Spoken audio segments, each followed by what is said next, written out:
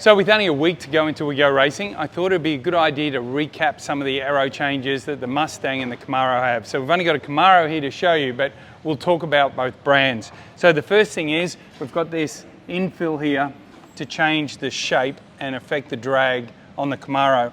Underneath, both cars actually have the skid plate with the 5mm brake in the center of it to allow the air to run under the car to give the back of the car stability as it goes over the diffuser under braking when this nose is way down on the ground.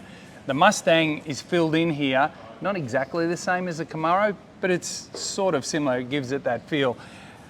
Then the next part is these side sills. The Mustang in the past tucked under the back of the front wheel here. It's got a block that fills it in, so its sill shape, general shape, looks a bit more similar to the Camaro. The Mustang put bigger mirrors on to create a little bit of extra drag.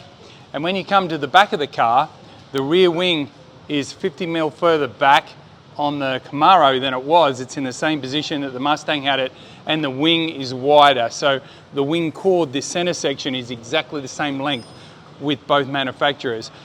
All these things have been developed at Windshear, the wind tunnel that they sent the cars to at Charlotte to get the balance right between the two cars. From the testing we've done, it looks like the cars are very similar, so it'll be really cool to get to Bathurst and not be talking about parity at all. The car will have around 20% more downforce than the Mustang had at the last event in Adelaide. And how we've got to that is we just needed to get the cars balanced up and the aero running right. So when they were at Windshear, they decided we needed all these things, and this is how we end up with exactly the same sort of aero on the Mustang and the Camaro. So fingers crossed it's all going to be good.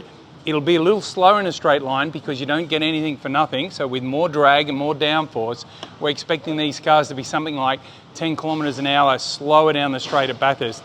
But hopefully it's a better balanced package and there's nothing to talk about.